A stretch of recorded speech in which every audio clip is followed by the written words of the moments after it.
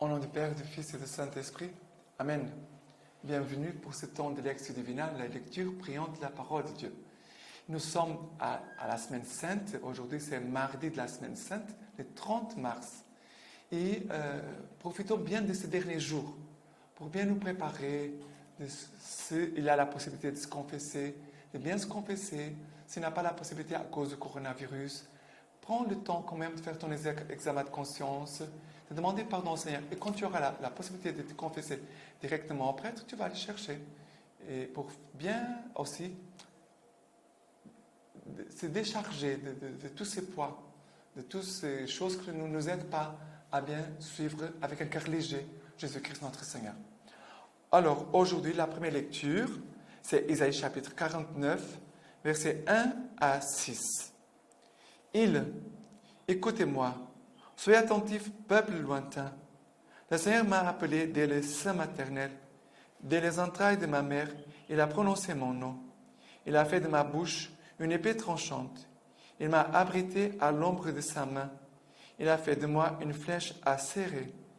Il m'a caché dans son carquois. Il m'a dit, tu es mon serviteur Israël, toi en qui je me glorifierai.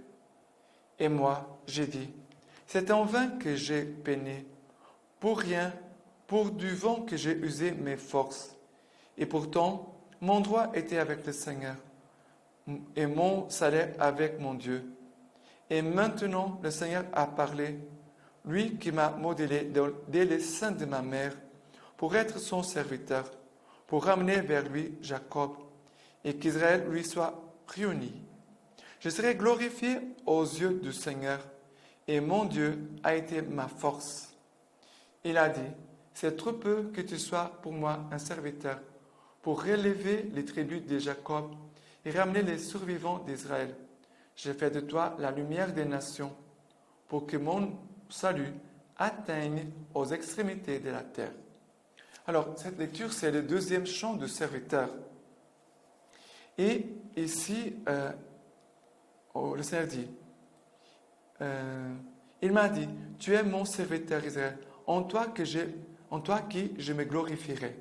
C'est le Seigneur qui dit cela. Et après, le serviteur va dire, et moi, j'ai dit, c'est en vain que j'ai peiné, pour rien, pour du vent que j'ai usé de mes forces.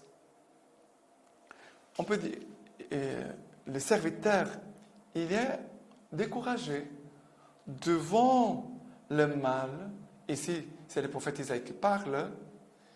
Et il est un peu découragé devant son travail comme prophète pour ramener le peuple à Dieu, pour être comme cette épée tranchante qui vient pour séparer les biens du mal.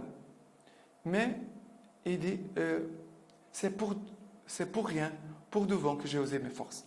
Et peut-être on pourrait ainsi se sentir découragé. Mais le Seigneur te dit, écoute attentif, sois attentif à la parole du Seigneur. Parce que, regarde, tout de suite après, le Seigneur va lui parler.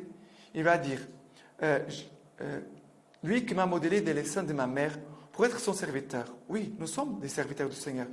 Mais après, le Seigneur va dire, je t'ai choisi, j'ai été établi comme mon serviteur pour ramener vers Dieu, ramener le peuple vers Dieu, pour qu'il soit réuni à Dieu. Et après, il va dire, mon Dieu est ma force. Voilà, le Seigneur est ma force. Je peux être un peu fatigué, découragé, parce que je veux servir le Seigneur, et il semble que rien n'avance pas, mais le Seigneur mon Dieu est ma force. Et le Seigneur va te dire aussi, comme bien sûr que c'est une parole qui concerne les prophètes Isaïe, je concerne aussi Jésus-Christ, mais aussi on peut le prendre pour nous. J'ai été choisi, voilà, j'ai fait de toi, mon serviteur, pour relever les tribus de Jacob et ramener les survivants d'Israël. J'ai fait de toi la lumière des nations pour que mon salut atteigne aux extrémités de la terre. Bien sûr, ce n'est pas mon salut à moi, c'est le salut de Dieu. Je suis au service du salut de Dieu. Parce que c'est Jésus que je dois communiquer. C'est Jésus qui va devant moi. C'est lui qui ouvre le chemin. C'est lui ma force. Mais bien sûr que les chants de serviteurs souffrants, ils parlent de Jésus qui vient vraiment pour nous réunir, pour nous ramener nous offrir à Dieu à nouveau, pour nous communiquer sa lumière, parce que nous sommes ténèbres. Sans Dieu, nous sommes que des ténèbres. Et aussi pour nous relever et nous faire avancer. Ne pas être découragés, mais de croire à l'amour tout-puissant de Dieu, cette miséricorde de Dieu qui n'abandonne pas l'homme. Mais écoutez, soyez attentifs à ce que le Seigneur est en train de nous parler, surtout en cette semaine sainte, en ce jour très très saint. Et le psaume d'aujourd'hui, c'est le psaume 69-68, 70-71, versets 1 à 3, 5 à 6 et 15 et 17. En toi, Seigneur, j'ai mon abri. Sur moi, pas de honte à jamais. En ta justice, défends-moi, délivre-moi. Tends vers moi l'oreille et sauve-moi. Sois pour moi un roc hospitalier, toujours accessible. Tu as décidé de me sauver, car mon roc, mon rempart, c'est toi. Car c'est toi mon espoir, Seigneur. Seigneur, ma foi dès ma jeunesse. Sur toi, j'ai mon appui dès le sein. Toi, ma part, dès les entrailles de ma mère. En toi, ma louange sans relâche.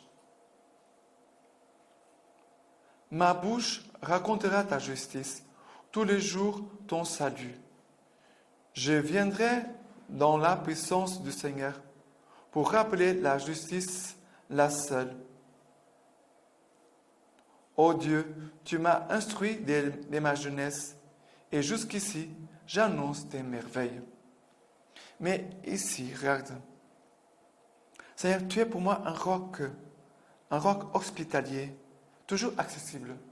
Le Seigneur toujours accessible pour nous, toujours le Seigneur a les bras ouverts pour nous accueillir et pour nous sauver. Parce que le Seigneur a décidé de nous sauver. Comme dit le psaume, tu as décidé de me sauver. Tu es mon rempart. Seigneur, tu es mon rempart et mon roc, mon rocher. Et après, il va dire, Seigneur, c'est toi mon espoir. C'est toi mon espérance. Seigneur, ma foi dès ma jeunesse. C'est toi ma foi. Et tu seras celui qui gardera toujours ma foi. Parce que la chose la plus terrible pour une personne, c'est de perdre la foi. Quel malheur pour un catholique de perdre sa foi. Si nous perdons notre foi, nous perdons tout. Nous perdons tout. Parce que c'est notre foi que nous obtiendra la vie éternelle. C'est par notre foi que nous obtiendrons la vie éternelle. Et il dit, ici le psaume, ma bouche racontera ta justice, tous les jours ton salut. On doit, en toutes circonstances, annoncer le salut de Dieu. N'importe quelle circonstance, de dire Dieu vient pour nous sauver aujourd'hui. En ce que nous vivons, Dieu vient me sauver aujourd'hui. Ok? Et par rapport à l'évangile d'aujourd'hui, c'est Jean chapitre 13, versets 21 à 33, 36 à 38. Ayant dit cela, Jésus fut troublé en son esprit et il attesta. En vérité, je vous le dis, l'un de vous me livrera. Les disciples se regardaient les uns les autres, ne sachant de qui il parlait. Un de ses disciples était installé tout contre Jésus. C'est lui qui aimait Jésus. Simon-Pierre lui fait signe, il lui dit, demande quel est celui dont il parle.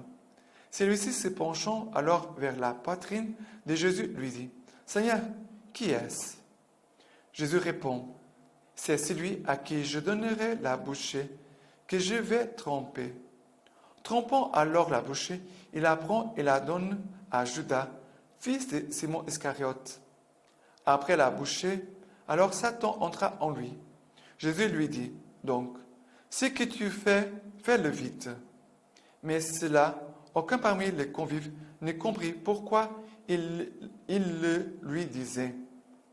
Comme Judas tenait la bourse, certains pensaient que Jésus voulait lui dire « Achète ce dont nous avons besoin pour la fête » ou qu'il donna quelque chose aux pauvres. Aussitôt, la bouchée prise, Il sortit, c'était la nuit. Quand donc il fut sorti, Jésus dit, « Maintenant le Fils de l'homme a été glorifié, et Dieu a été glorifié en lui. Si Dieu a été glorifié en lui, Dieu aussi le glorifiera en lui-même. Et c'est aussi, aussitôt, qu'il le glorifiera. Petits enfants, c'est pour peu de temps que je suis encore avec vous. Vous me chercherez, et comme je l'ai dit aux Juifs, où je vais, vous ne pouvez pas venir. À vous aussi, je le dis à présent. » Simon-Pierre lui dit, « Seigneur, où vas-tu » Jésus lui répondit, « Où je vais, tu ne peux pas me suivre maintenant, mais tu me suivras plus tard. » Pierre lui dit, « Pourquoi ne puis-je pas te suivre à présent? Je déposerai ma vie pour toi. » Jésus répond, « Tu déposeras ta vie pour moi. En vérité, je te le dis, le coq ne chantera pas que tu ne m'aies régné 3 fois. » Alors, dans cet évangile, en ce mardi saint, nous voyons d'abord Jésus qui est encore avec ses intimes. Hier, c'était avec Marthe, Marie et Lazare. Aujourd'hui, il est avec les 12, avec les plus proches, les plus intimes. Et Jésus va dire, en vérité, l'un de vous me livrera. Mais quand Jésus dit cela, ce n'est pas pour accuser. Jésus il est encore en train d'essayer de sauver. Il a un cas de mauvaise intention. Jésus est en train de dire, il y a un parmi vous qui a de bonnes choses dans le cœur, qui pense faire des choses méchantes. Pour que la personne, regarde, Jésus n'a pas parlé ouvertement.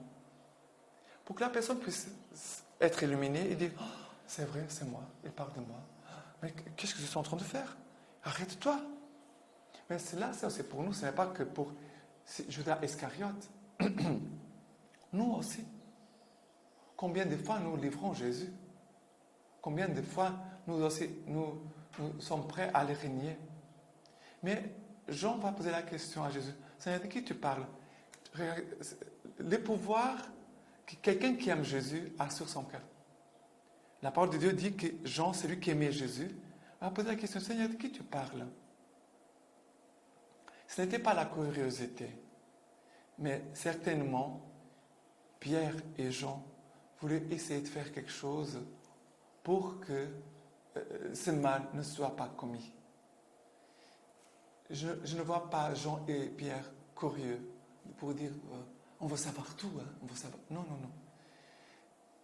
C'était certainement pour s'unir au cœur de Jésus, à la souffrance du cœur de Jésus, et aussi certainement pour intercéder. Parce que tout de suite après, Judas va sortir, et certainement Pierre et Jean ont prié pour que Judas puisse se repentir de ce mal. Mais c'est la liberté de l'homme. C'est la liberté. On voit c'est la liberté. Judas qui va trahir Jésus. On voit aussi Pierre que malgré sa générosité, que vous donnez sa vie pour Jésus, vous l'accompagnez même dans sa mort. Le Seigneur ici nous montre notre faiblesse. Vraiment, nous sommes faibles. Vraiment, ce que nous sommes péchés. Nous sommes des êtres de péché. Pierre ne voulait pas régner Jésus, mais il va le faire. Pierre aimait Jésus et Pierre va après pleurer beaucoup. Mais c'est le mystère de la liberté de l'homme.